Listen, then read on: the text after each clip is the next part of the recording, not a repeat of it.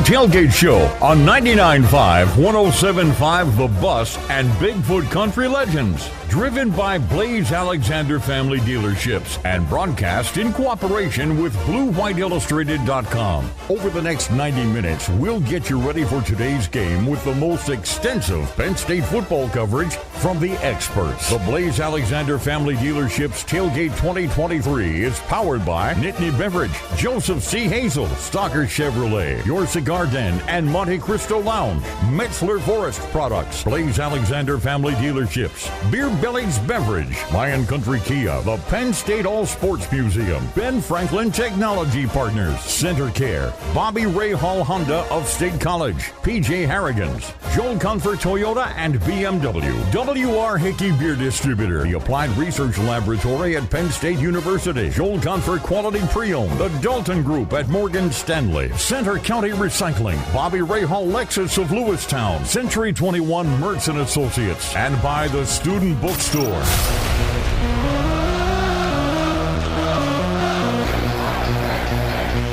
Now, the Penn State Football Tailgate Show on 99.5, 107.5 The Bus and Bigfoot Country Legends, and simulcast on the Blue White Illustrated YouTube channel. Now, here's Thomas Frank Carr and Aeneas Hawkins.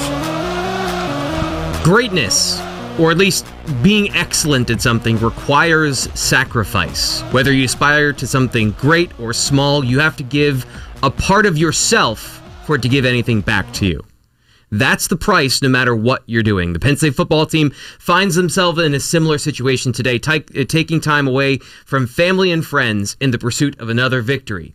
You don't just snap your fingers and beat another Big Ten team, even a team down and out like Michigan State. It takes focus, time, and dedication to that process that it does every single week previous.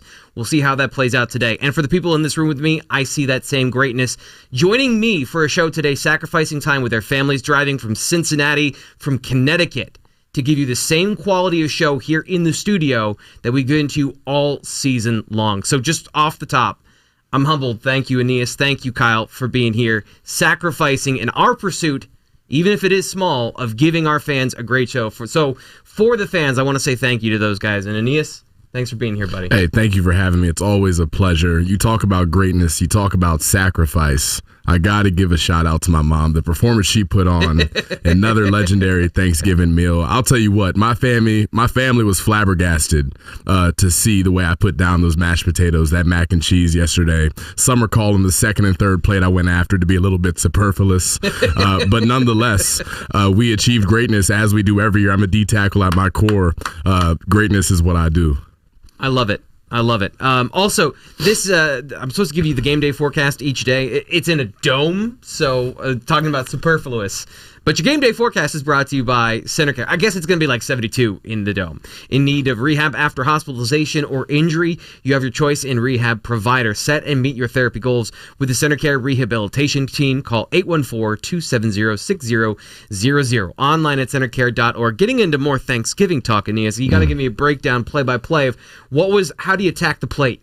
Is it carbs, protein, greens? How are you going about it? Yeah, so I'm always going to reach for the greens first. I'm a big collard greens guy. I don't know if anybody watched the James Franklin press conference this week. That would have been my selection there. But I'd say it's about as balanced of a meal as you can get at Thanksgiving. You got your carbs, you got the mac and cheese, the mashed potatoes, you got your collard greens to pretend like you're eating healthily at Thanksgiving. And then a big portion of my plate is that Thanksgiving Day turkey. A lot of people call it overrated. I'm not one of those guys. I'm going to get my protein in. And the turkey yesterday certainly did not disappoint. I go for the dark meat because I have had way too many dry turkeys in my life. Oh my goodness. It is a Thanksgiving tradition to overcook the turkey, but I am the chef in my own house. Oh, so no one else to blame. No, nobody else to blame. So we nailed it yesterday. Going off that, how hard is it this week for players to keep focused? That's the whole thing this week, is not only that the season is what it is. You're marching towards that 10-2 goal. But the highs are behind you, essentially, I would assume, of the emotions of those games against your tough opponents on the schedule. And now, how do you get one last win out with the given week and everything that we just talked about. Yeah, well, like you said, the emotions are gone at this point of the year. You've played your 2 biggest games. You're in such a routine at this point that you really are operating, in an emotionless way. You're not really thinking that way. It's all about routine. It's all about process. Not only are you trying to stay in that process, not only is it Thanksgiving week, but you move the game up by a day. I remember being a younger player, and I say this is more of a younger player's issue than the vets in the room, but being a young guy and not being around family on Thanksgiving is a big deal, and a bigger deal for some guys than others. I remember the first couple of years, my family sending pictures of their Thanksgiving Day plates or everybody hanging out, and you kind of think about it as a player where you're like, man, I'm really not going to get to go back home and chill out like everybody else in the country is doing. So, that can be a grind. Staying focused during that time when your family's getting together, your friends are hanging out back home can be tough.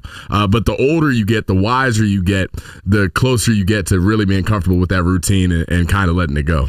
It's one of those things that, especially for guys aspiring to the next level, like your business days are on those holidays as well. So is it like the first time that you didn't have Thanksgiving with your family? Those first couple years, it's like that's where it really hits you that you're away from home. Right? It definitely does. And I'll give you an anecdotal story here. So we're at the Cotton Bowl in 2019. And Christmas morning, we had what we call a Hard Hat Tuesday practice, which is just as business as usual. I got Lions Den. I'm a young player. I got to go fight Juice Scruggs and try to stay on scholarship. And as we're coming out of the meetings, the coaches' wives and their kids were standing there. And it was a nice gesture. The principle of what they were trying to do was very nice, but something about walking to practice to play Juice Scruggs with the wives and the children with their jingle bells wishing us a Merry Christmas felt very ironic. It didn't feel like a positive thing. It's like a procession towards doom. Yeah, it was like, sticking my nose in it, but it's a part of the game, man. When you go to college, it's a part of the adjustment that you have to make. So like I said, Penn State aiming for another 10-2 season. Pecking order in the Big Ten East is cemented. So we're going to talk about some things around the game today. We're going to break down Michigan State, Penn State coming up at 7:30 tonight. What is the goal for this game? And this is, I guess, another part of the thing I've been wrestling with to try to understand this week outside of business as usual, finish the season strong. But you're always trying to progress and get better. So what does get better look like this week?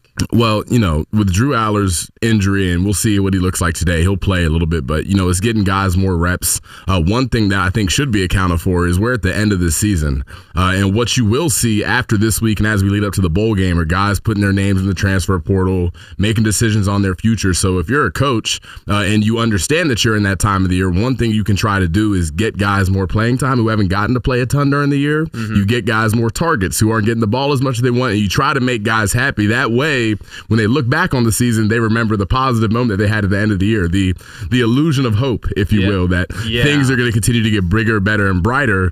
But that's definitely one way you get better. How do you keep guys in-house that you want to stick around?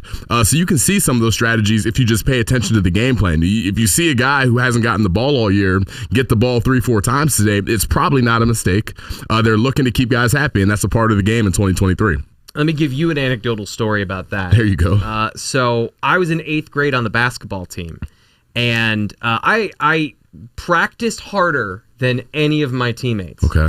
And as you may guess, Aeneas, this is going to be a shock to you.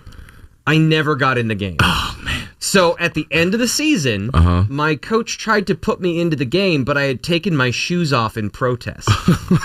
I was like, there's 6 seconds left. Do you think this is going to get me? Like, what do you think this is going to do for me? No doubt. Yeah, that was the end of me playing basketball, and it definitely didn't have any impact on who I am as a person. Not at all. No, it's clearly not bothered you to Not this at point. all. Not for 15, 20 years or anything like that. So that would be a shock if that worked on those guys who get in the game today. Like, just from my perspective, I know what you're doing, and I don't want your pity. No doubt about it. I want to play when it matters. No doubt about it. And there's guys that might play today when it matters. You mentioned Drew Aller may not play. That's going to be a part of this conversation over the next 90 minutes is Drew Aller's health and how he's going to perform. We've seen Sean Clifford, by the way, not throw on a Wednesday and then play later in the week, but he was also a veteran. Right. He'd been around a while. So Drew is now, we're approaching, he was an early enrollee, so this is the better part of 2.5 years he's been on campus now.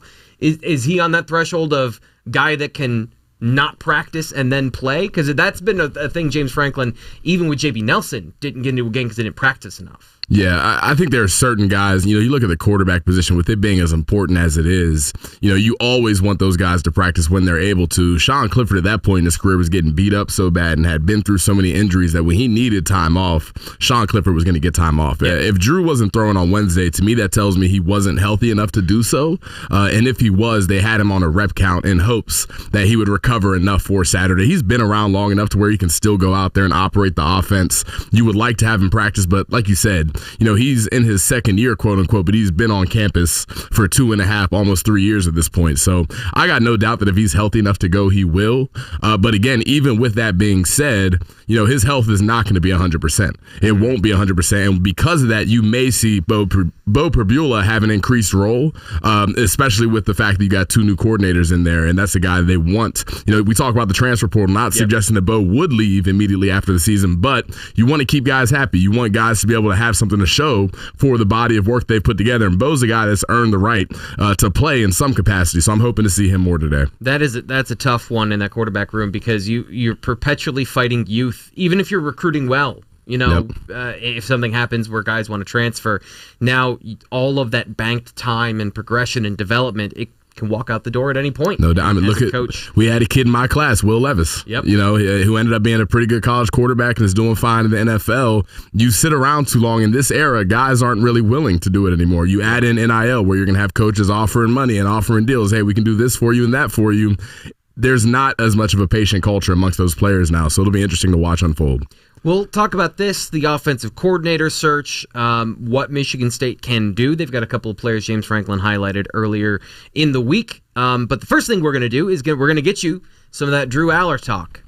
He practiced on Tuesday, and we went to practice to see what he was able to do, what he wasn't able to do while we were there.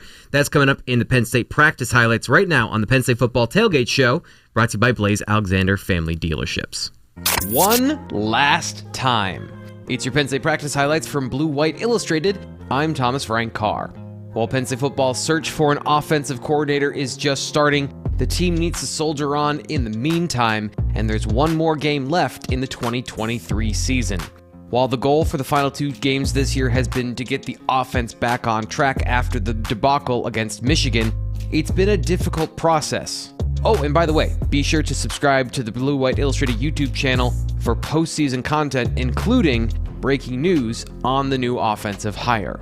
Meanwhile, getting the team back on track. Starting quarterback Drew Aller was getting into a rhythm against Rutgers with his new play callers when he went down early in the third quarter with an injury and didn't return. His status for this weekend has been up in the air since then, though head coach James Franklin has been optimistic about his return. Good. We didn't throw them today while you guys were out there just so you guys could blow up Twitter and Instagram. Yeah, I know it is. Yeah, I know it is. But yeah, we just did that just to mess with you guys. No, that's not the case. But no, we're still confident that he'll be ready to go Saturday. The question is, does it matter what the offense looks like to show progress and growth in the final game? Or is winning the only thing that matters at this point? The team found a spark on the ground with backup quarterback Bo Pribula last week late in the game, but we still haven't seen him throw the ball extensively in any game this year.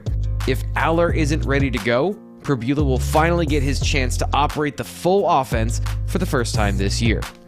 Either way, Franklin has been adamant about playing both quarterbacks and letting Pribula take some of the running heat off of Aller. The team's depth receivers have made a comeback at the end of the year as well. Liam Clifford and Caden Saunders both have made catches over the last month or so, flashing potential for next season. But the bottom line for Friday? Finish the season with a win no matter who is under center. I'm Thomas Frank Carr. Those are your Penn State practice highlights from Blue White Illustrated. And then the defense, once again, pitches basically a shutout, 2 field goals, but they have been excellent. We expect them to be excellent one more time this weekend. Fitz, I want to come back to you just specifically. Shout out to your guy, Kevin Winston Jr. His development as a safety, the interception, culmination of a lot of hard work for him. But the defense in particular, what has been your favorite part to watch this year in one of the parts of this team, I should say, that has been fun to watch? I like that it's always someone different. Like, you look at the stat book and it's like the least impressive like tackle number and everything like that, because it's so spread out because of the way that they've run their rotations and things like that. Nobody's like has these standout numbers, but you clearly see that these are standout football players going to miss Chop a lot. Yeah. Like, cannot overstate how much they're going to miss Chop Robinson, not just as a pass rusher. When he is out there, that defensive line is completely different. But they do, have a lot to lean on coming back. Thought Kobe King played another good game the other day. Abdul Carter's back there. And yes, thank you for mentioning KJ Winston. He's a stud, man. Like, it is a situation where you've got, I think, a lot of the physical pieces, and you can see it. You can see him processing. I asked him about that after the game. Like, he's sort of night and day than where he was early in the season, and that's certainly the way that you want to go out. You look at the pick that he had, and it was not the exact same play that Penn State got burned on in the Indiana game, where they blitzed the corner and nobody picked it up. But they blitzed two corners off the edge. They blitzed Johnny Dixon from the slot. They blitzed Kalen King from the outside, and he had one read. Wimsatt had one read, and that was to try and get the ball outside as quick as possible. And KJ Winston baited that dude and came straight into it. It was like artwork. Like, Manny knows his shit. Like, that is where he is right now. He is calling things really well. And when you've got the players to back it up, it's certainly entertaining to watch. And again, completely taken for granted this season. You could say they've wasted an elite defense. I think that's partially true, but really taken for granted how good that defense is. Nate, I don't know, give you the what's next, because we talked about that the other day, but what have you seen from this defense that makes you think that it's going to continue no matter what? They're young. That's it. No, they're young, and I think Manny will be back. And so I think that a lot of the hand-wringing, it's like, this is a generational defense, and I think that it is a very, very good defense. I think it also has an opportunity to be very, very good next year. I think that a ton of pieces will be back.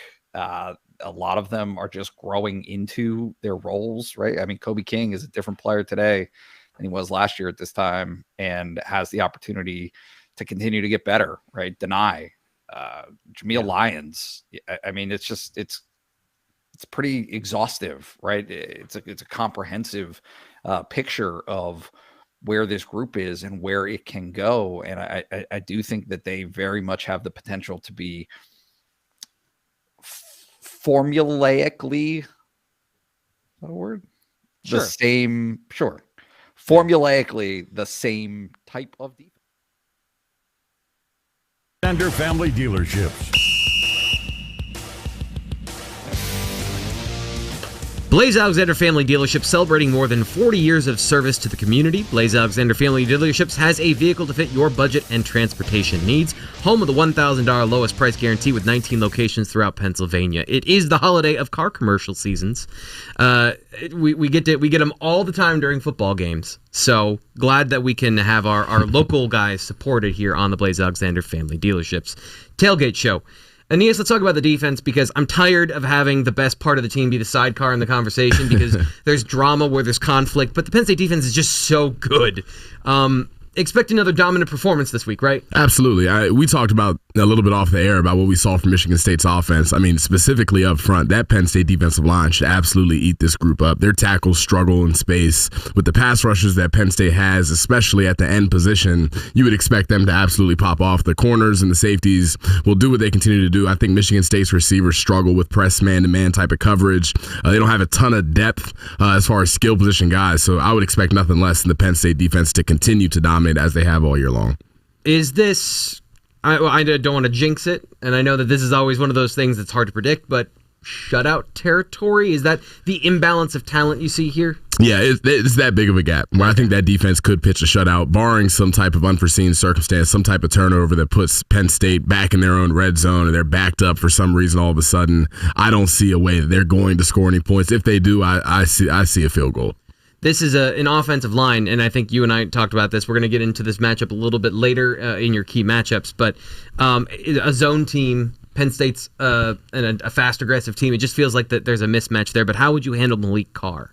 Yeah, well, I tell you what, specifically with zone teams, what I would say is that, Manny Diaz's defense kind of eats that type of offense up. It's a lot of movements, it's a lot of pressures that are coming from places that you're not really expecting. And with those zone blocking schemes, the offensive line and the offense is basing their success off of what they're going to be able to identify pre-snap and who they're going to be able to get blocked up. And it's just tough when you play a Manny Diaz defense to be able to do that consistently enough to put a ton of points on the board, not a lot of free space. And I think Malik Carr is going to be affected by that. I don't see a way that he's going to find a ton of success either. Impressive kid when you cut the film on, but again, with the concepts that Michigan State runs, I just see the defense find a lot of ways to really put him on his heels and the offense on their heels generally. So they do a lot of stuff trying to get him open in the middle part of the field, and I think that's the thing is how are they going to get the ball 10 yards down the field? And that's kind of crazy, right? Like, how are they going to get the ball 10 yards down the field? I know that the Penn State fans probably rolling their eyes of like, well, that's our offense.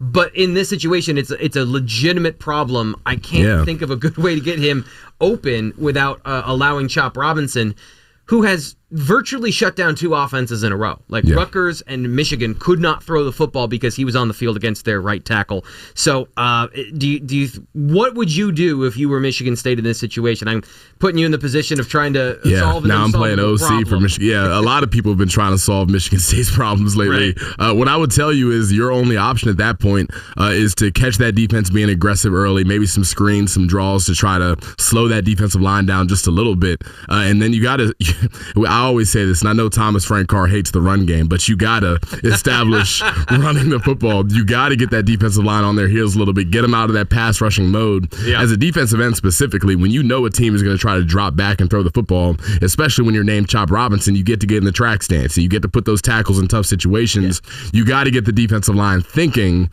more than they want to slow down the way they play. Listen, I just need to be the balance to the force. That's all it is. Like there is a large contingent that tells me fullbacks are sexy, and it's like, come on, we gotta have.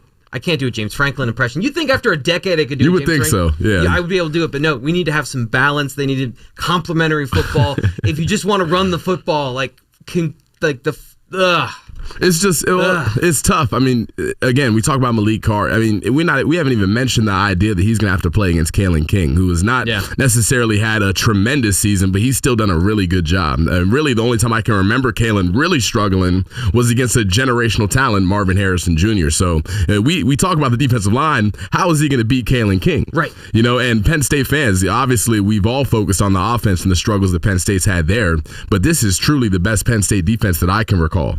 In my life, I have not seen a Penn State defense this talented, this fast, this consistent. Yeah. So enjoy the fact that Michigan State may not be able to throw the ball 10 yards down the field, because it's not always like that, and a bunch of teams would love to have those problems. So yeah, it's also their fault that the last 2 games have been hard for me to watch because they've been too good. Like, no one's made any plays. No doubt. But to your point, even if it isn't Kalen King, they've got Curtis Jacobs, excellent linebacker, who I think his passer rating when target is like in the 60s. Yep. Stingy. Abdul Carter's come on really strong as a coverage linebacker as well. And Kobe King, he's playing good ball. Specific matchups, but he's been doing really well. What have you seen from Kobe? What have you seen from those young linebackers and where they've taken those steps? What are the things that have made them play faster and kind of give that completeness to the front seven? Yeah, well, it's just comfort having a coordinator who's returning. You lose Brent Pry, Manny Diaz comes in, he installs a completely different defense than what they were running before. Kobe King is a guy who's been as physically talented as any linebacker in that room since day one. I remember being in shock and awe watching this kid in tire pool as an 18-year-old freshman. Yeah. I mean, dragging tight ends who are now playing in the NFL. I mean, he's such a big, physical, strong kid that you're like, oh, he's going to play on day one. But everybody's not the same. Kobe's a guy who's had to learn the playbook. And we talk about that Mike Backer spot specifically. You are the quarterback of the defense. You're responsible for getting guys set, recognizing formations, and relaying so much info that it can be tough for a young guy to play. So the biggest difference in Kobe King's play to me is simply the fact that he's turned into a veteran. You can see how comfortable he is running the show. And he's taken big leaps and strides in a defense that really needed that spot filled. Going into this year, you had 2 guys playing that spot, and you had them splitting it 50-50, and Kobe King has found a way to continue to get better week after week, and he's positioned himself to be a leader on that team next year and to go find success beyond just Penn State as well. Yeah, he's a guy I talked to him before the season. He talked about that comfort level and understanding of the defense, and it's only gotten better. It's only gotten better this year in just time on task, because football's kind of hard. Yeah, no, just a little bit, man. Just a little bit difficult to play. And I'll say this, it's not a bad thing having a young guy who is super physically talented. You can teach the rest. Yeah. But there are a lot of things that Kobe King brings to the table that you can't teach Abdul Carter to be who he is. So it's always good to see those linebackers play fast. And another guy I want to mention quickly, Curtis Jacobs, who sometimes can get lost in the fold with all the talent that's on that team. Yep. I mean, one of the more underrated Penn State linebackers in recent history. Curtis Jacobs has done a great job with all of those young guys and instilling a culture and teaching them how to study plays and watch film. Yeah. And he's a big part of the reason they found so much success. Yeah, I mean, coming in between Micah Parsons and then Abdul Carter, no doubt, also being kind of a rock in that linebacker room with all those young guys that have come in. So that is something I want to talk about. Is Curtis likely go to the next level? I think we know that the guys in the secondary likely to go to the next level. You got some defensive ends that are definitely going to the next level. Yep. Can Penn State rebuild this defense in 2024 with hopefully a better offense? Because there are a lot of people that felt this was the year, and it clearly wasn't. So can they reload and not have to take a step back, do you think, with the guys that they have? Yeah, I think they can reload. They'll still be a great defense next year. But another guy I want to talk about, potentially going to the next level, we got to talk about Manny Diaz. Is he going to stick around to be the defense coordinator? That's the most important piece that you got to try to get to return if you're Penn State football. But one thing that I think Penn State has done a really good job of, and Coach Franklin has been adamant about for the past few years in press conferences and anytime he talks to the media, is how do we build depth? And depth to me equals sustainability. And they have some key pieces on that defense, some young guys who we don't talk about every week because they don't play a ton right now, but they're super talented kids. I just look up front. J.J. Vandenberg is a guy who's going to continue to get better. Amin Vanover and Zariah Fisher are NFL defensive ends. I mean, they're draft picks, and they're not playing a ton of reps right now. So you do have enough talent coming back to where it's like, hey, you're still expected to be that great defense. It may not be what it is this year where they're in the conversation as maybe the best defense in the country, but I think they're going to be an elite group again. Yeah, guys up front that I thought have taken a huge step. Obviously, denying Dennis Sutton. Yep. Been a big guy. But Zane Durant doing stuff that's kind of freaky against teams that are inferior and then playing up to the level of guys that you expect to go to the NFL on the other side of the offensive line. Tony Rojas, where do you put him? Where do you put him? Because he has been making plays like Abdul Carter at that will position when he comes in late in the game, but Abdul's coming back. Kobe's coming back. This is going to be a very strong linebacker unit, and he has been good enough that you expect him to be a part of the conversation next year. How do you work that out? Well, the thing with Tony Rojas, I think, is going to work to his advantage. Obviously, you talk about his physical talent and what he brings to the table as a young guy, but he's a smart kid. All reports have told me that he's a grinder. He works hard, and he is relentlessly in his playbook. So he may be a guy that you see bounce around in a different linebacker spot. Mm-hmm. He's big and physical enough he can run, that he could play really any three of those spots. And to me, you bring Abdul Carter back, you bring Kobe King back for sure. That third spot is going to be reserved for the young guy who steps up and is ready to take that next spot. So I expect Tony Rojas to be a starter next year amongst that rotation, considering that Curtis Jacobs is a guy that'll probably go and pursue the NFL at that point. So, I think Tony's a great player. He's a nice kid. Yeah. And that's a guy that all the vets and all the coaches have a ton of respect for, which to me tells me everything I need to know about who he is. And he also has excellent hair. I mean, outstanding hair. Yeah. And by the way, the man, Dom DeLuca, coming back as well. Dom Delicious. We got to talk Dom DeLuca. Yeah. He's a guy. We talked about every linebacker but Dom DeLuca. Right. Who else has done more with less initially? I mean, a walk-on guy, tears his ACL in high school, earns not only playing time, but is a captain of Penn State football, has all kinds of interceptions. So that's another guy who is coming back potentially, you would think, that could compete for that starting job as well.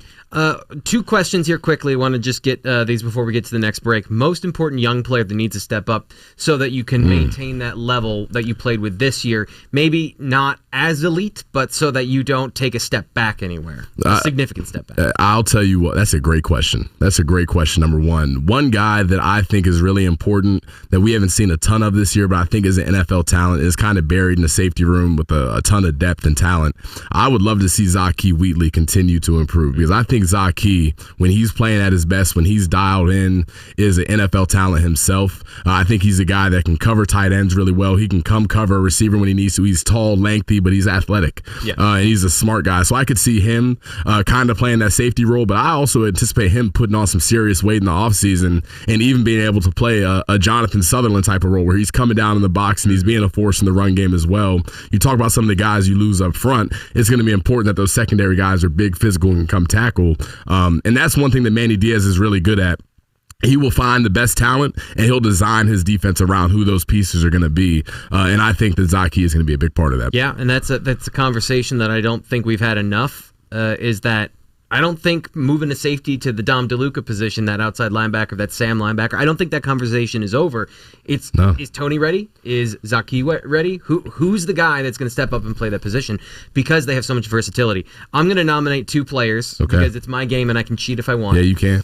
Zion Tracy is going to be really important in the corner room. You got to find a veteran, but also I think you need, if you want a third guy to step up, either Elliot Washington or Zion Tracy, one of those 2 guys, because corner is so important to this. I know that, Chop Robinson and all the guys up front get a lot of glory this year because it's been more sacks than interceptions. But don't forget, they didn't replace Tig Brown's production necessarily from an interception standpoint.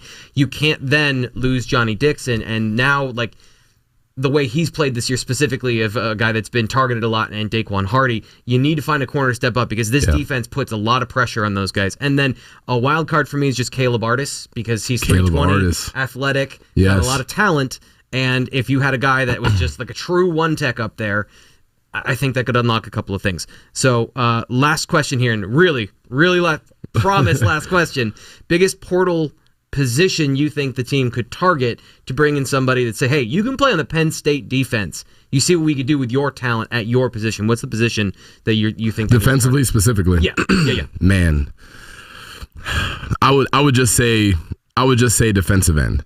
I would just say defensive end. And the reason why I say defensive end is you lose Chop Robinson to the draft. You anticipate losing Adisa Isaac. Deni Dennis Sutton steps up. And you have Aeneas Hawkins, and those are good ball players. But what Penn State has the advantage of now saying to recruits who might enter the portal is, hey, Arnold Ebiketie came here from Temple. Look what we turned him into.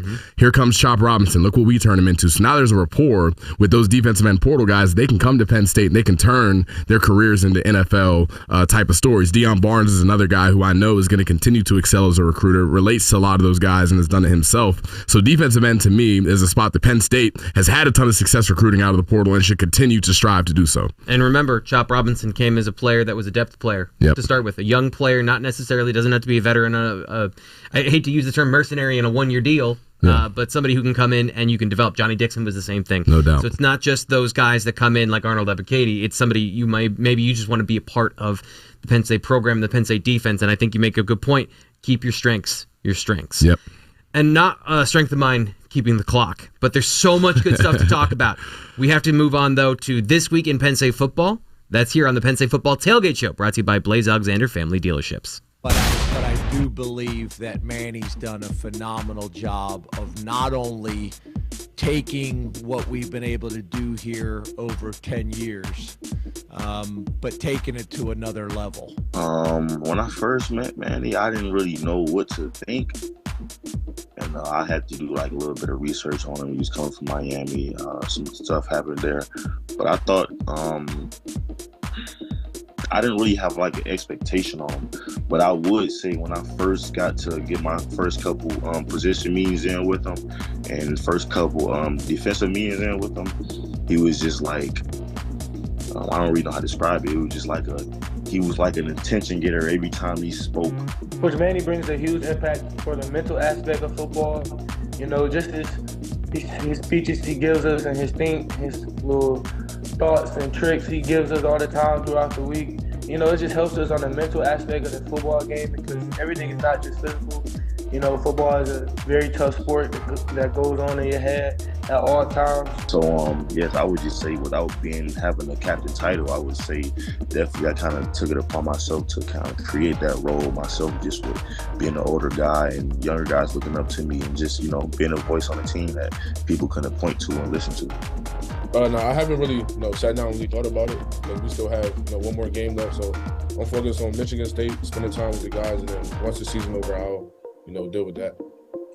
Yeah, I think kind of something we as a unit decided was, we talked about being simple equals playing with speed, and that was a big part of it. And I think that kind of just how they were making the game plan that we kind of cut down on bunch of different stuff and kind of focused on the same things, just getting to it in different ways. So I think that played a big part in us being able to play fast. Good. We didn't throw them today while you guys were out there just so you guys could blow up Twitter and Instagram. Yeah, I know it is. Yeah, I know it is. But yeah, we just did that just to mess with you guys. No, that's not the case. But no, we're still confident that he'll be ready to go Saturday. It's very, very good. And as long as it stays good, Penn State's offense is given the runway to develop. It has that opportunity. This is a defense that can keep you in games, whether you're good offensively or not. You just want to be able to see it for Penn State on the offensive side of the ball, take those strides to match up, to get from, whatever we're going to call it, a C level, get it up to a B plus, so that you can pair that B plus with the defense's A. And again, something that we don't talk nearly enough about, special teams is A, right? Like you've got speak high for quality. There, what do you mean? That's all I talk about, special teams. Okay. It's my thing. You ever noticed that? Yeah. Falcons, Okay. Yes. Fitz, it looked like you had something to say there. No, I was just talking about special teams. Okay. All right. So Falcons has been awesome. Riley Thompson has been awesome. Gabe Nwosu, who didn't cut it last game. Falcons came in and did his thing. Nwosu has been very good. I mean, it's just Stacey Collins, man. I think I got asked in the second or third week of the season if he's on the chopping block. Pretty definitively not on the chopping block. He's done an awesome job. So you said this, and I think the presence of a superstar player can change things in such a big way for one particular position. Chop Robinson leaving, I think, is a big deal. Last thing I want to get from Fitz is the corner position, because I think that could be the one thing that could hold them up next year. What do you just generally, the talent they have on the roster is pretty good, right? Like, what do you think of those guys from the way they've been able to recruit, even if they've missed some of the top targets they've gone after the last couple of years? Like, they still have enough. Do they have enough talent that if those guys progress, they can get this done? That was amazing, by the way, because I was thinking about corners when Nate was talking about ball hawking, and then I moved to special teams, and it completely flew out of my mind. So I don't know how you did that, but we were thinking the same thing right there. It's okay. It's not at the spot that it is right now. I think you're pretty obviously going to lose King, Dixon, and Hardy. Hardy, obviously a very important part of this defense. I'm not sure where you go with that. Do you go King Mack in the slot next year? I don't know. But you've got Cam Miller, you've got Zion Tracy, who they're really high on. Like I think they think that he can be in that too deep to starter role next year. But I don't know if you want to like lean on that. Like you go out and find, they went out and found Storm Duck last year in the portal, and it didn't work out. But at the same time, like they recognize a situation where it looks good on paper, but maybe you'd like a little bit more of insurance there. So I think they do go out and look in the portal for a corner. Terry's always looking for corners. I mean, that's high school portal, whatever it's going to be. He's going to take all that he can get. It's such an important position. It'll be interesting to see if they can get a marquee guy to come in. Corner is going to be expensive. Offensive line is going to be expensive. Defensive tackle, this is going to be a situation where you're going to have a lot of competition, especially with the way that the portal works and the certain windows that they have open this year. So that's going to be the goal. I think corner is certainly up on the list in terms of where you're looking at for the portal coming off this year, because they feel okay about corner next year, but you'd love to feel great about it.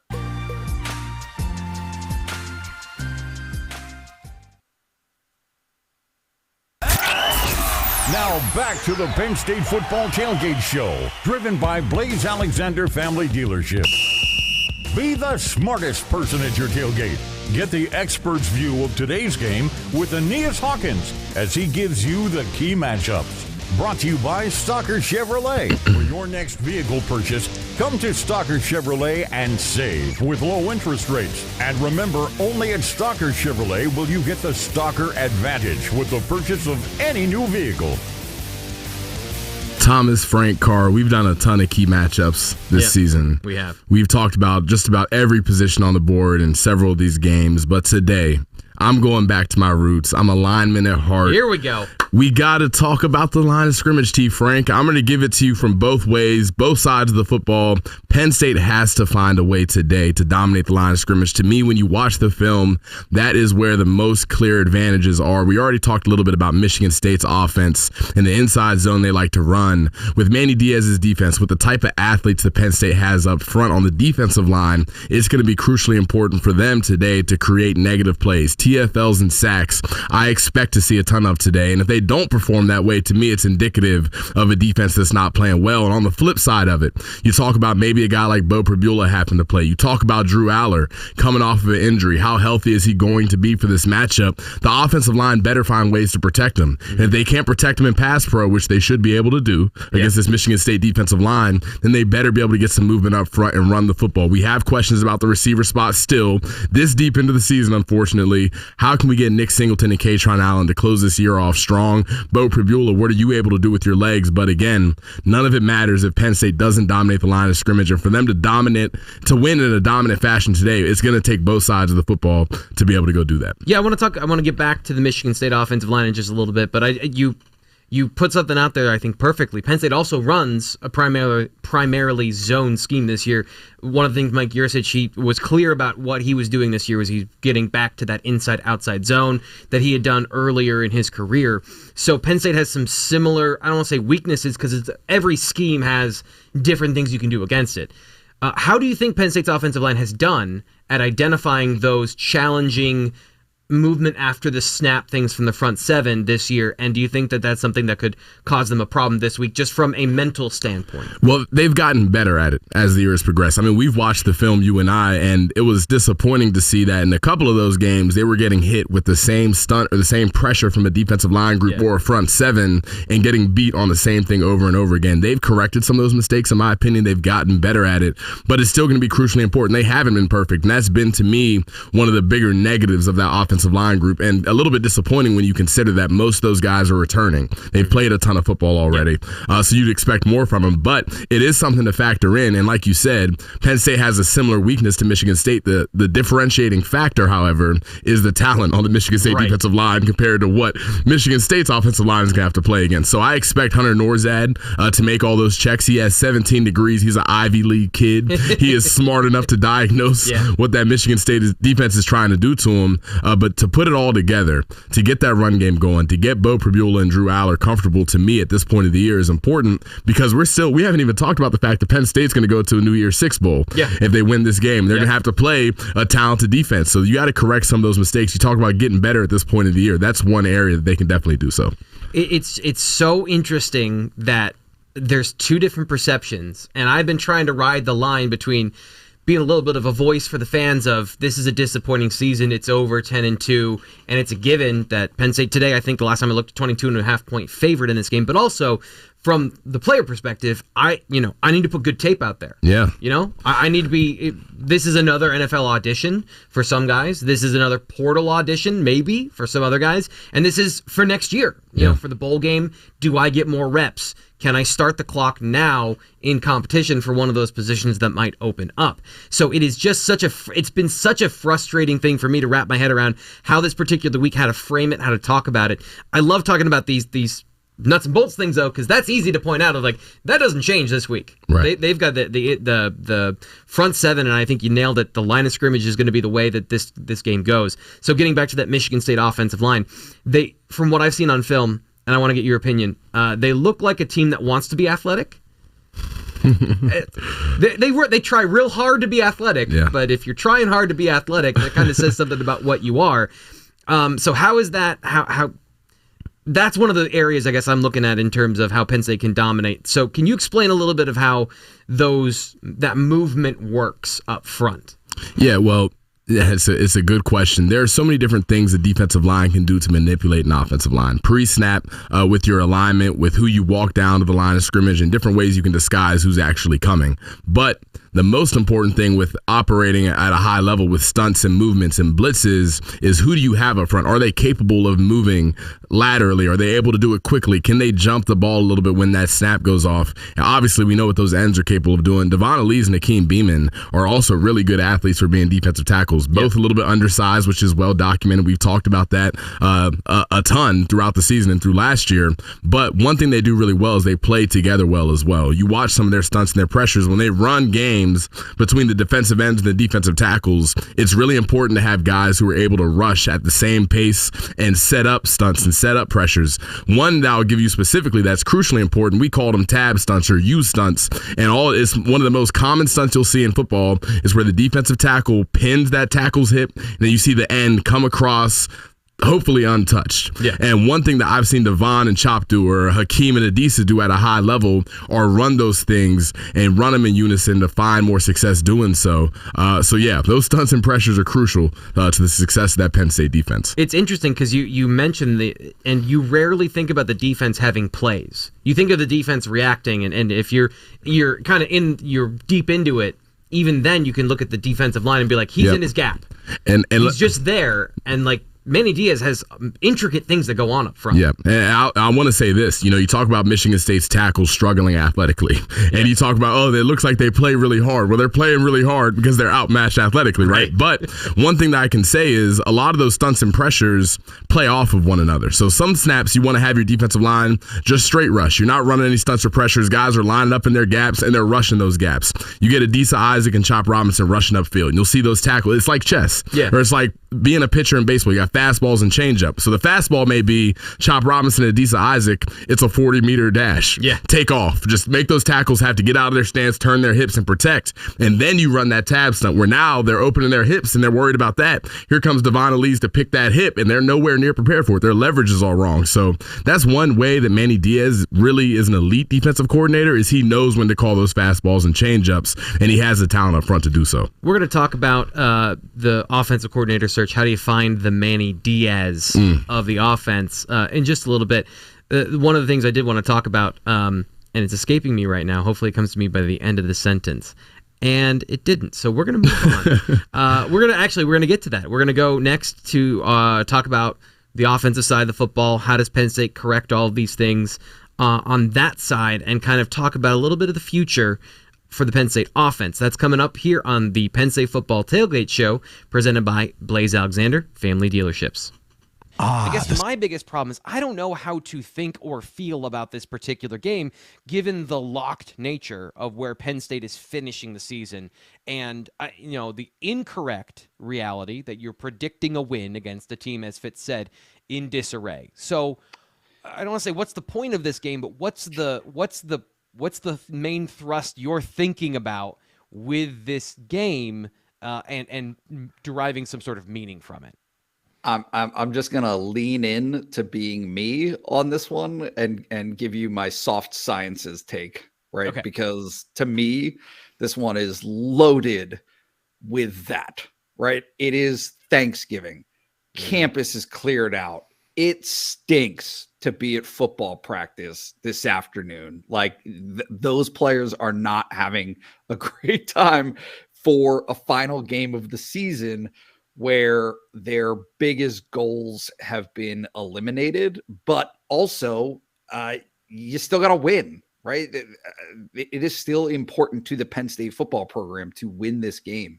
And so I think that there's a little bit of fighting human nature in a game like this, where you are presumed to be the better program. I mean, obviously, right? I mean, in less disarray, certainly, right? You are expected to win this game, but also to do so, you have to do it on a short week against the team that's won 2 of 3, and probably, right? I mean, some of these teams that have had problems and are still playing hard at the end of the season. Like, to me, that's a scary thing. That's not a right. I mean, Michigan State could have packed it in October and nobody would have blamed them for that. They're still playing, right? They beat an Indiana team that's always coached hard. So there is something to that, I think, for this Penn State team to get through, because look, there is, like it or not, there is still actually quite a bit on the line for Penn State. It's not a CFP berth, but it is double-digit wins for the 5th time in 8 years. right? A New Year's Six bowl game, those things may not matter in fans' minds who are frustrated and disappointed by what feels like a plateau, but they do matter for national relevence. Right? Yeah, and staying on that plateau, right? So that's that's the point, is to stay on the. But you're right. That's fighting the I guess the perception of it is a given, and it is never a given. That's the whole 1-0 thing. That's the whole point. Is it is not a given that you're going to win every game that you're supposed to win. Now back to the Penn State Football Tailgate Show, driven by Blaze Alexander Family Dealerships. Blaze Alexander Family Dealerships, celebrating more than 40 years of service to the community. Blaze Alexander Family Dealerships has a vehicle to fit your budget and transportation needs. Home of the $1,000 lowest price guaranteed, with 19 locations throughout Pennsylvania. Penn State Football fired their offensive coordinator, it feels like forever ago, and also yesterday, because the football season is a time warp that just bends space. None of it's real. Yep, none of it's real. But they're looking for somebody that can get the team not just to be productive, but also to, as I said in the previous segment, find the Manny Diaz to take what they've done to the next level. So I guess, Aeneas, what has your opinion of the offense been over the last 3 years, and where do you think the areas that they need to improve are? Yeah, I mean, we've talked about it a ton already this year. Explosive plays is number one to me, and it's been number one for a few years. The last time the Penn State offense was truly consistently explosive, you got to go back to like 2016 or 2017. I mean, it hasn't been explosive at all. You've gone through so many coordinators now that the question becomes, not only can you bring the right guy in, but why aren't guys succeeding at Penn State? And to me, that's the biggest question. So you talk explosive plays. I think for the most part, Penn State's offenses have done a good job of controlling turnovers and limiting them where possible. But to me, that's not good enough. It's good enough to go 10-2. It's good enough to beat Michigan State and Maryland, but how do you close that gap with Ohio State and Michigan? To me, you got to get more explosive and find ways to score quick. Penn State needs to turn the offense around fast. It's not just that they need to find the right guy, but there needs to be a comprehensive turnaround. And like we said, I don't think it's terribly far off, but how hard is it to turn around an offense specifically from what you've seen of, installation and all those things on the offensive side? What's the defensive equivalent? Is it harder to turn around the defense or the offense? No, I think it's harder to turn around offense because so much of defense is culture. It's, do we have a couple pass rushers and are our guys going to play hard? Are they going to play physical? And you can cover up talent on the defense more easily. The offense is so much more intricate in terms of play calling. It's so much more intricate in the fact that all 11 guys have to be on at the same time for an offense to be explosive. We've already seen the small difference between last season and this season just up front and with how explosive Nick Singleton is. Coach Franklin said in his press conference, he's doing a ton of things a lot better than last year. Yeah. But what we all are paying attention to and remembering is the fact that he's not being explosive, and there's such a small fine line that creates that difference. So to me, it's offense. You got to make sure you got talent at every position. You got to give the defense a lot to worry about, and you got to make them defend the entire field. The defenses have gotten better and better with time. There are more and more Manny Diaz's showing up and more defenses playing at a high level. So you got to find ways to stretch the field and also have the talent to stretch said field. And I'm not sure that Penn State has that at the receiver spot right now, which is why you've seen so much struggle.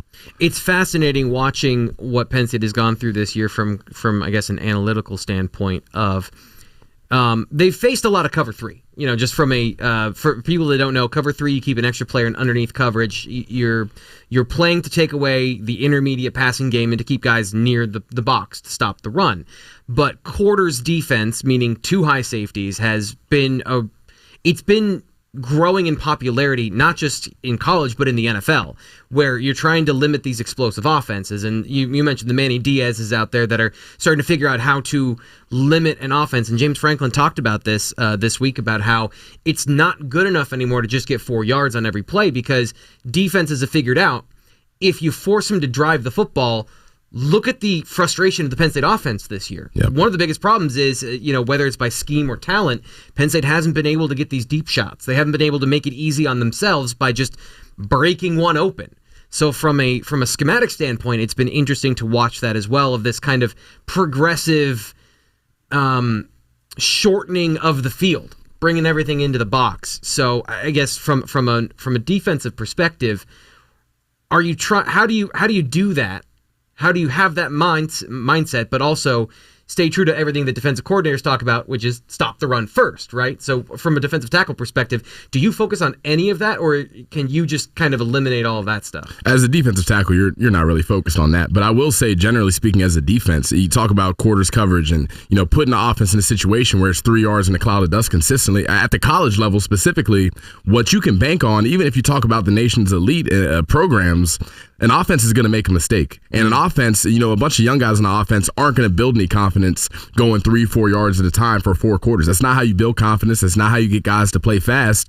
And defensively, if I know that you don't have a guy who's going to threaten me vertically, if you don't have a guy who can stretch the field and go make a big play at any time, I think you have that in Drew Aller, but who at the receiver position has really posed that much of a threat that a defense has to be concerned with them going over the top.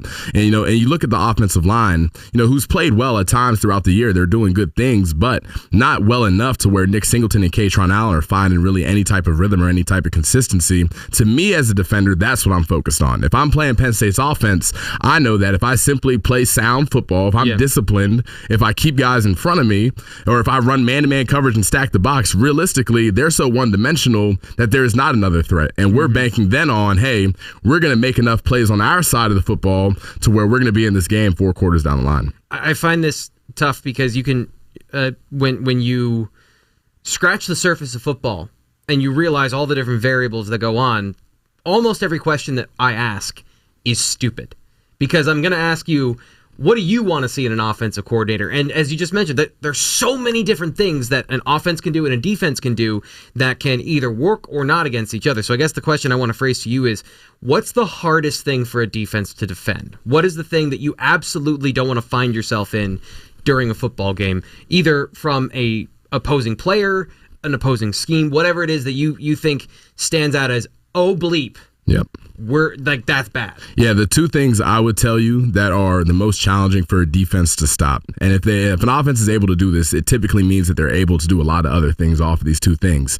But if you can tempo a defense and tempo a defense well, it puts everybody on their heels. You're not able to get the calls in that you want to get. I mean, Ohio State in 2019, we went up there understanding the tempo was going to be a problem, but we still couldn't stop it. They were able to go so fast that we couldn't even get in the calls and the looks that we wanted to get into. And the second thing I tell you, and I hate to go back to the run game, T. Frank, because I know you're going to hit me in the mouth one of these times. But when the offense is able to run the ball, when Wisconsin came into town into 2018, Jonathan Taylor was still there, and the very first play of the game, Jonathan Taylor rips off a 42-yard rush, and the entire defense got quiet. Immediately, it's like, oh man, they're able to run the ball. If they're able to tempo as well, then that's what opens up the passing game. And it makes the defense, again, we talk about all these variables that an offense could bring to the table. To me, all of them build off of each other. If you have one really strong part of your offense, then you can get the other part of your offenses to start rolling a little bit. If you're a team that can pass the football, then now it's going to open up the run game. The boxes are going to be lighter. Yeah. And to me, the problem with the Penn State offense, again, is they do have talent at a certain spot. I mean, the tight end position. Yep. Both of those guys are going to go play a long time in the NFL. Khalil Dinkins probably will too down the line. But if that's the only threat that your offense brings to the table, then as a defense, we don't have to do too much to slow down the offense. Right. And you're never going to be explosive because you only have 2 consistent threats. And it's same, right? So you got you're in the tackle box, the running game is in the tackle box. And there's only and there's no variability or different spots that you're going to be threatening. As a defense, if you're playing an offense that can hit you in several different spots, if they can stretch the field, if they can run inside zone all day, if their quarterback can get out of the pocket and extend plays and hurt you with their feet, the more you have to worry about, the tougher it is to realistically stop an offense with the rules in football in 2023. There's just not a whole lot that you can do to stop those groups. So the thing that I think is just so interesting is they put Theo Johnson outside wide receiver, lining him up out there a lot this year. Yeah. They didn't throw to him. Right. That's just one of those things where you could see the ideas of what we just talked about, of threats to all parts of the field. How do we do that with our personnel? And then they just they did not follow through on a lot of this stuff. So all of that is to say, James Franklin talked about what he's looking for in an offensive coordinator earlier this week, and I just wanted to play a small portion of that to give you an idea of what he wants in the next guy leading the offense.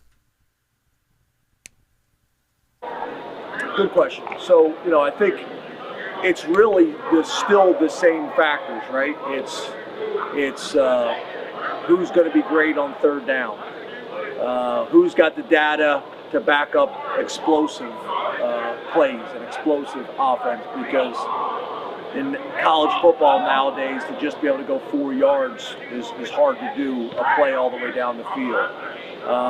Opening drives. But a big one is, data and information based on the people that have been able to score against their best competition. The best competition in whatever leagues they've come from. I think that's an important piece of this as well. Obviously, we got even more competition coming into the league as well. So those things factor into it. But I think your point is a good one. Overall, our numbers are pretty good, but we got to make sure that we put ourselves in the best position based on the teams that we need to beat, and to be able to do that, have the data to back it up and the evidence to back it up and the experience to back it up. So that's really the biggest difference. And then hopefully, someone that's done it long enough that you have a true indication, because where you have to be careful is somebody could have a special quarterback or somebody could have a generational wide receiver, and it skews all the stats. That's what makes it hard, right?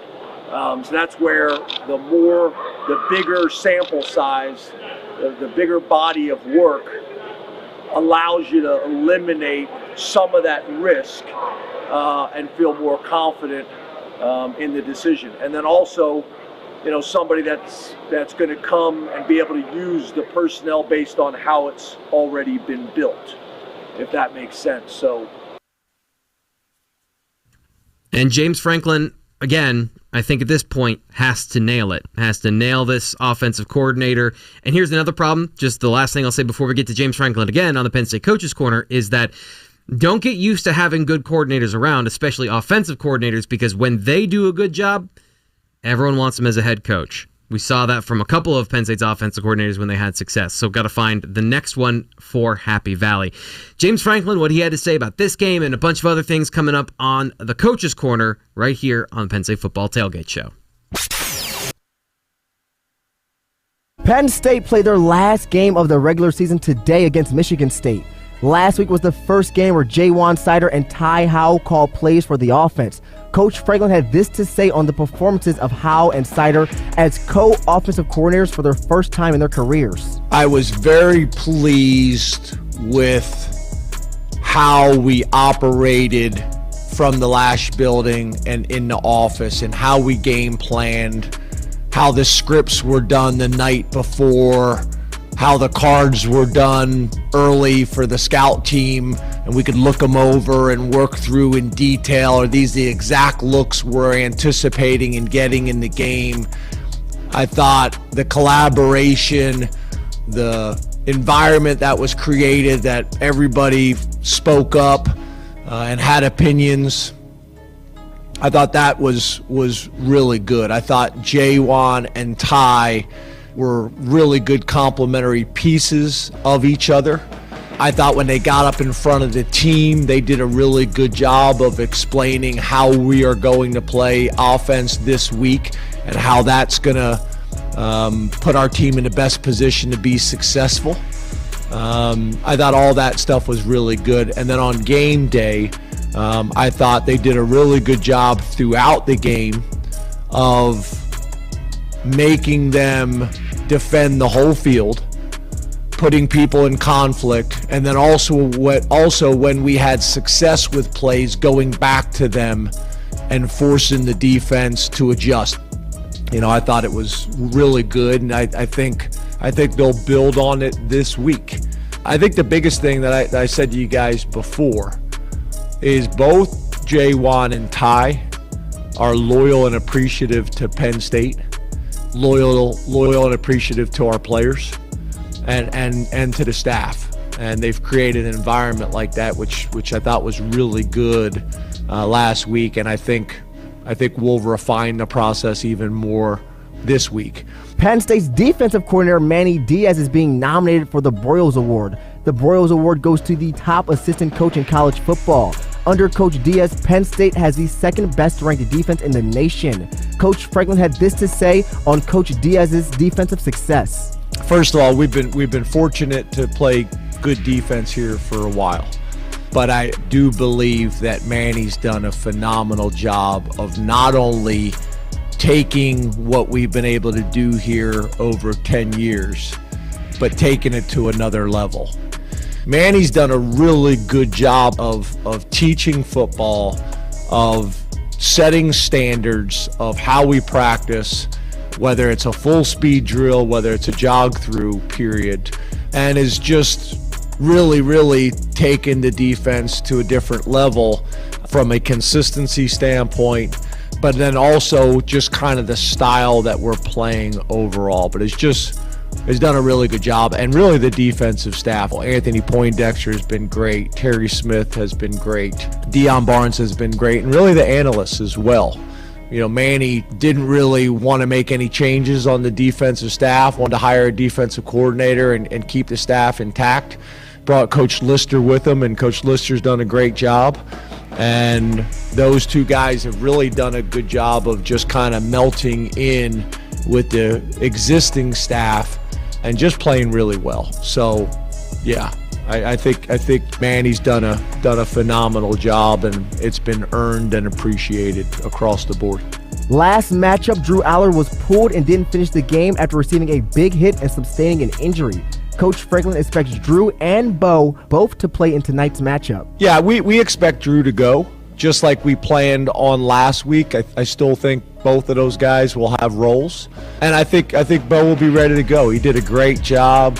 He didn't flinch. The staff didn't flinch. The players didn't flinch, and went in and made plays like we expected him to make. So it's too early for me to say. We have not practiced yet since the game, but all indications, I would think we're going to be back to normal. For more on Penn State versus Michigan State, just keep listening to the Penn State pregame tailgate show. Drew Aller is going to play this week, is what James Franklin had to say, but he also said that it's too early in the week to know. So where do you land on how he answered that question, and what did you read between those lines? Yeah, no, I think he left an out, right? He left the possibility open. You have to see how things proceed. He said that they had not practiced yet this week, and so right, they'll be out obviously Tuesday and Wednesday to practice, so you'll get a better sense and a better idea of how that stands. Although I guess I'm not exactly sure what the timeline is based on the Friday game. They might actually be out for practice today, this afternoon. So look, my expectation is that Drew Aller will play. That's kind of what James Franklin said, and kind of feels like that's the end of it, right? Something happened during the game that prevented him from going back in, but also not to the gravity of this being a lengthy type of injury. The other thing spinning out of that was a conversation about the offense, and not necessarily about what is coming up, although James Franklin talked about like both quarterbacks are going to play. That's a big emphasis for him to end the season.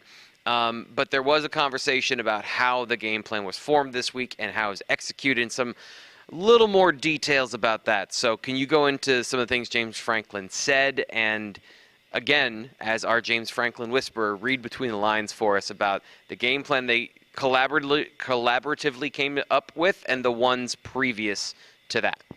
Yeah, so a few things, and I think that, look, there's a reading between the lines here. If you're acknowledging and praising something that happened this week that didn't happen in previous weeks necessarily to the extent that you would have liked, there's a lot to read into there. There's a pretty good chance that some of those issues, we always want to boil it down to one thing, right? Like one thing happened, and in this case for Mike Yurcich, it was just the Ohio State and the Michigan games and his record as an offensive coordinator in those situations. But it's always more than that. There's always more to it.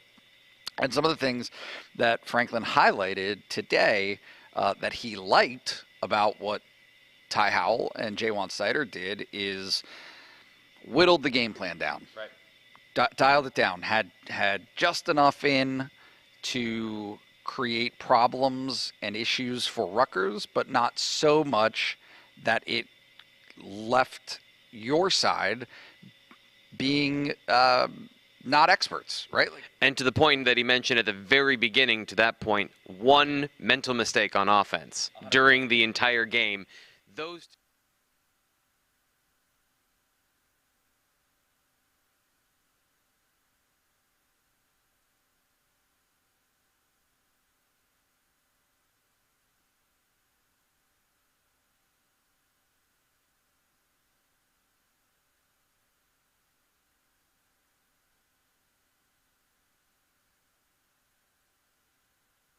Alexander Family Dealership. It's a long and bumpy road to the Big Ten Championship. Let's see how other teams are faring today. Here's Around the Big Ten, sponsored by Joseph C. Hazel Plumbing and Heating, Sprinklers and Backflows. They're your one-stop for quality, affordable sprinkler systems, HVAC, plumbing, and backflow services. Call 814-355-4841 for a free estimate today. PA number 012698. The win against Iowa looks so good early in this year for Penn State because Iowa, 10-2, I think, at this point in the regular season. They beat Nebraska 13-10 once again on a field goal at the buzzer to stay under. By the way, they did not meet the drive to 325, so they did not score 24.5 points per game this year. I gotta wonder, how many times has Iowa hit the over this year? How many times have those games? Have they ever hit the over? I don't know. Maybe once or twice. I was looking for it for this game. I don't think 23 points. I don't think that was the line for the point total because it's you have to set it lower and lower, and I don't think it's still not enough. This is the thing I wanted to say, going back and rant about this. The offensive game plan against Ohio State and Michigan, and just generally Penn State's ball control style and idea this year. You got to commit to be in this. Yeah. You got to be willing to live or die on that final field goal, and it's about making sure no one has a good time. Yep. And Penn State, their offense, Mike Yurcich, James Franklin, I don't think they're all built that way. No, they're not. They wanted those explosive plays, even when they were saying our idea and our identity this year is efficiency and all of that stuff. It takes Kirk Ferentz being Kirk Ferentz to make Iowa what they are, which is interesting. Is this the end of Kirk Ferentz at Iowa? I mean, he's the greatest of all time there, man. Yeah. He is the greatest of all time. And I guess the question is, at this point, who do you get to replace Kirk? You know, who's going to come in and embrace that Iowa culture the same way he does? And I think you got to be careful about that. When you let him walk, when he decides to walk is relevant. Yeah. And is it one of those things where you promote from within and keep this tradition of never scoring more than 14 points alive? That's the question at stake here. And the firing of his son, how it was done, I don't think it sat well with him. Is he going to want to be done at Iowa? I don't know. I think it's interesting because it has been a staple of Big Ten culture, like as a league. And if you bring in USC, Oregon, and you lose Kirk Ferentz, I mean, who's going to establish the run? Especially if all the stuff with Jim Harbaugh blows up and now Jim Harbaugh's gone. Who's going to establish the run in the Big Ten? It sounds like a question that you don't really want to answer, T. I don't care. Coming up tomorrow, man. Maryland at Rutgers, Indiana, Purdue, Wisconsin, Minnesota, Northwestern at Illinois, and of course, Ohio State at Michigan. Any interest in that game? How do you, having seen both those two teams, what do you think about that game? It's a great question. I think there are two really good teams. There's no question. That game, that rivalry is near and dear to my heart because I'm from Ohio, and I grew up hating Ohio State, so I was always rooting for Michigan as a kid. I'm not doing a lot of rooting for Michigan these days, ladies and gentlemen. But I think it's going to be a good game. It'll be interesting. Marvin Harrison Jr. is Marvin Harrison Jr. How explosive can he be?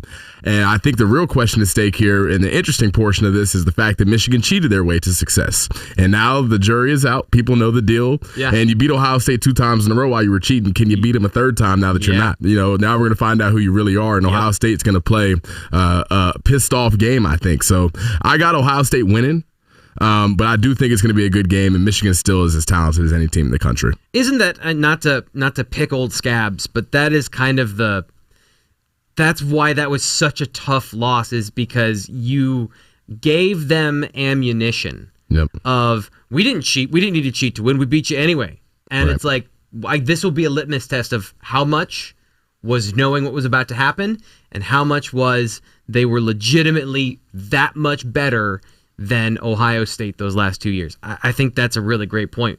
It took until the final game of the regular season to find out, which is ridiculous. Yes, it is. Yeah, it's ridiculous. One last thing about Big Ten play, and then I want to talk about the Penn State quarterbacks, is does this injection of better teams upset that apple cart where it was just those two teams? You have more resources, but you're competing with better organizations.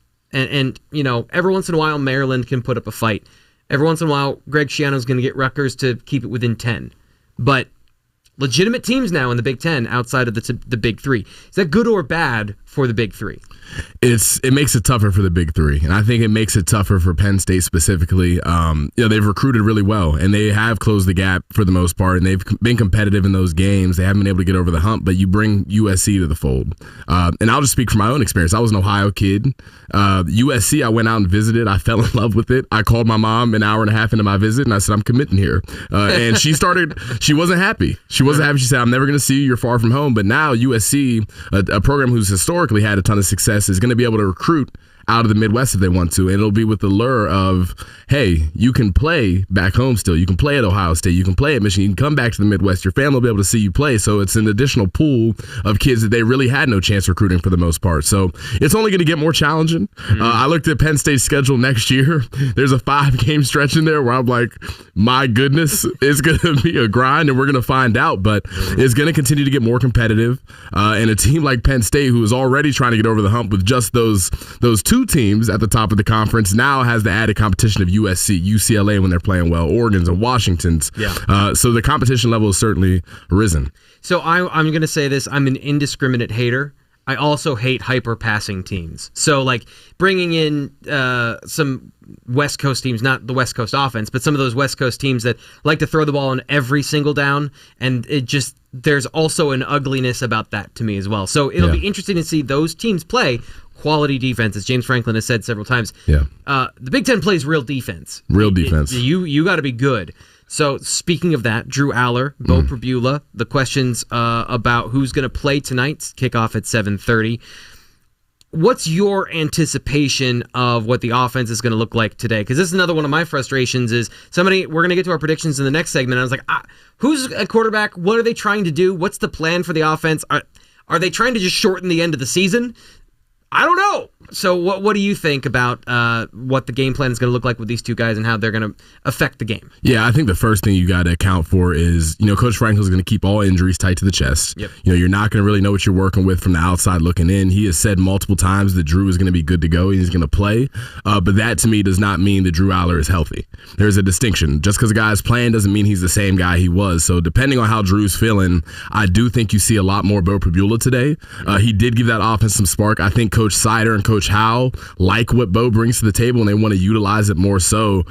So I think you see both of them. I think Bo plays a lot more, and he plays earlier. And you let those guys cook, and I think as a result of a backup quarterback going in and playing as well, you might see an increase in the short game. You might see more slants and more screens and more things to get Bo comfortable and kind of cooking. All we've really seen from Bo thus far is what he's able to do with his legs. He's an impressive athlete, but Bo Pribula, by all accounts, has a tremendous arm on him, and he's a good quarterback, and he can stretch the field a little bit too. So I'm interested in seeing what you have from him. And to me, the key with Drew is, he's still your starting quarterback. That kid is a ball player himself, but how do you get him healthy before a bowl game? And to me, it's limiting reps when you have the opportunity to do so and letting other guys play. And that's good for the entire unit. We already talked about Will Levis leaving Penn State and getting backup quarterbacks to return and to keep some depth in that room. To me, an easy way to do that is to let Bo Pribula show off who he is and do some good things on the field to close out this regular season. It's super interesting to me, the conversation around Bo Pribula, because I've had multiple people tell me, like, I know what I'm getting from Drew Aller. I don't know what I'm getting from Bo Pribula.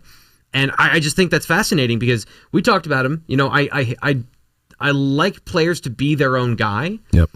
But he does have all those trace qualities. But in that specifically, he's a college quarterback, right? So you mentioned the short game.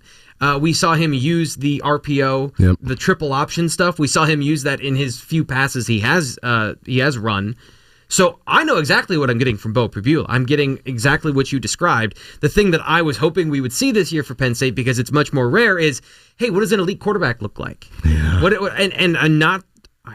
It always comes off as compare and contrast and disrespect to Bo that he's not an elite quarterback, but that arm talent, that passing, threatening the full field with the quarterback is the best way to do exactly what you said earlier, is to create an offense that you don't have answers for.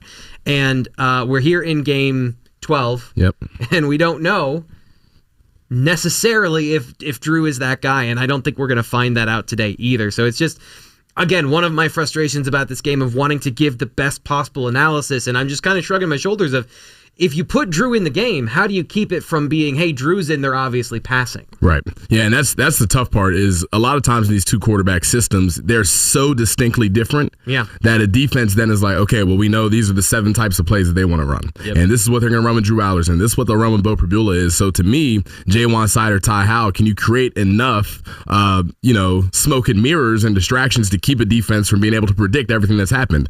And that's another, we talk about ways the offense can get better, and I hate to keep beating up on the offense, but that was another portion of the game this year where it was like that Mike Yurcich offense was so predictable, it was painful to watch at points. So to me, can you differentiate, can you create different plays and different opportunities for your quarterbacks to find success?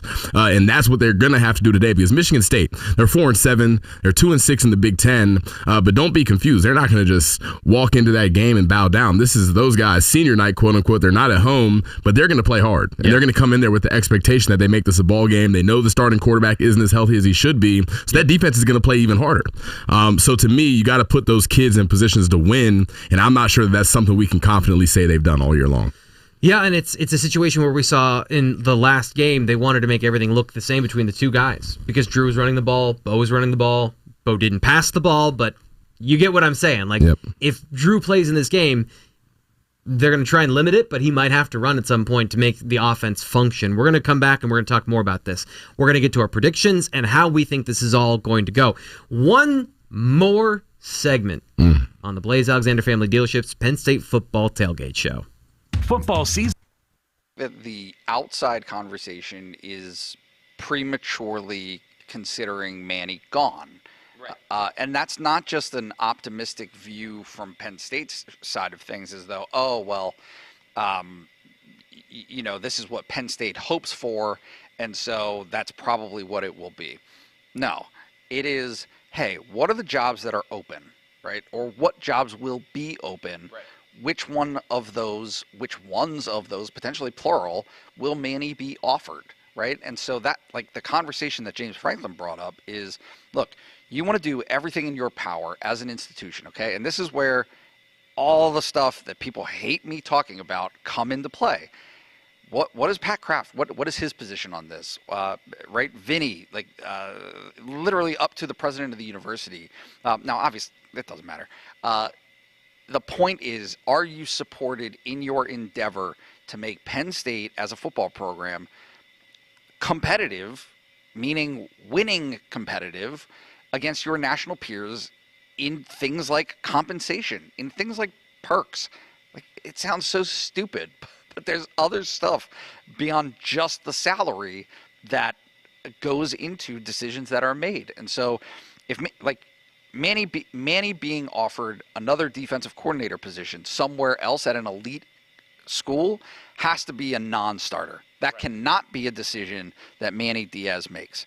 And then the backside of it is, if you're Penn State and you're James Franklin and those people that I just mentioned, you have to make it so appealing to be at Penn State that a lesser echelon job, head coaching job, doesn't outweigh what you can do at Penn State, right? Because everybody wants to run their own show. Like, that is a career trajectory that a lot of people have. Especially for a guy like Manny Diaz, who's already been a Power 5 head coach. So it's not just about being a head coach again. It's about being, not taking a step back in your career to then take a step forward, because he's already made that journey. So, like, finding the right place, the right opportunity also means one where you're going to succeed. He doesn't have to prove the fact that he can be a head coach, because he's proven the fact that he's been a head coach. Now, it didn't go well, but also he's put in all of those hours. He's put in that time. So you want to find the place that you're successful, not the place that is just open. And this is where, I literally had a conversation with Manny this summer for an extended interview, right, our off-season interview, about what he's learned about structural support and what that means for your success or failure. And he was dialed in on it. He gets it. He understands that it's not just walking into the job and thinking that... Back to the Penn State Football Tailgate Show, driven by Blaze Alexander Family Dealerships. It's time to lock it up. You better lock it up. No, you lock it up. Here are today's predictions, sponsored by Metzler Forest Products Landscape Center in Reedsville for all your landscaping and firewood needs.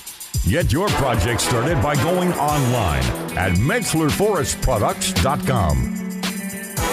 Producer Kyle actually got us some information in the last break. We want to make sure we get this to you. Iowa hit the over twice this year.